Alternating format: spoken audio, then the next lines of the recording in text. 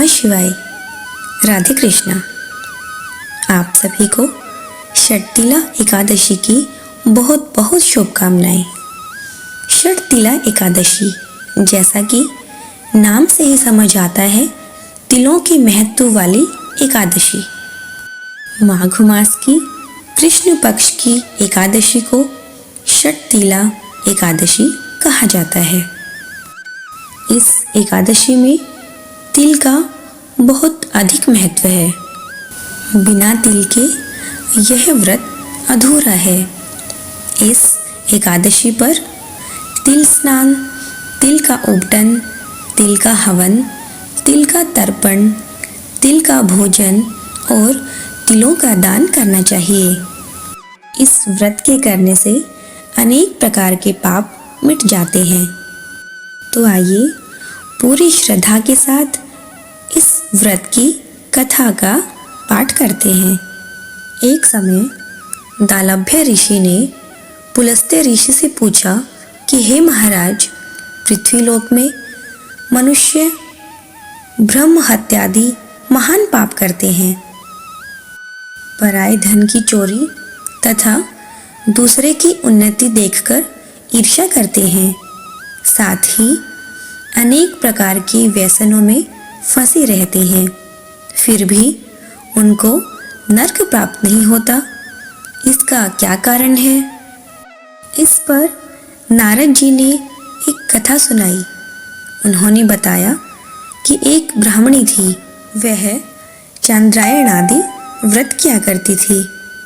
उसके व्रतों के प्रभाव के कारण उसके सभी पाप नष्ट हो गए थे। वह व्रत करते करते बहुत दुबली पतली हो गई थी। ऐसे में नारद जी ने सोचा कि इस ब्राह्मणी से कुछ दान मांग कर आता हूँ।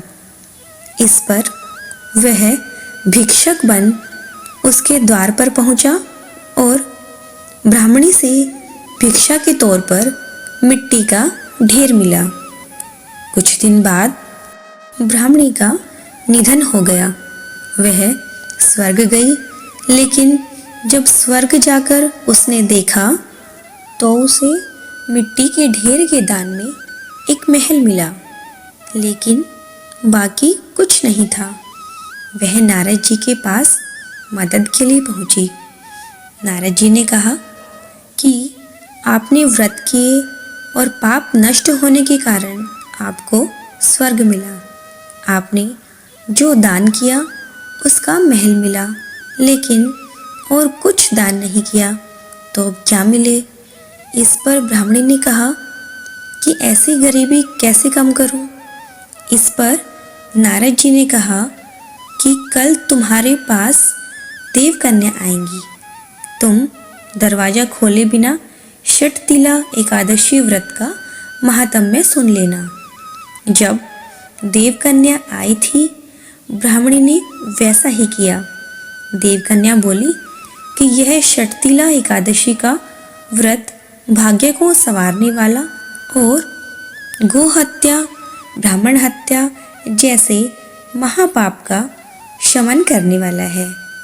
ऐसा सुनने के बाद ब्राह्मणी ने भी व्रत किया और उसके महल में भी सभी विभूतियाँ आ गई। ऐसा कहा जाता है कि इस व्रत को करने वाले और इस दिन तिल का दान करने वाले को स्वर्ग मिलता है। जय श्री विष्णु भगवान।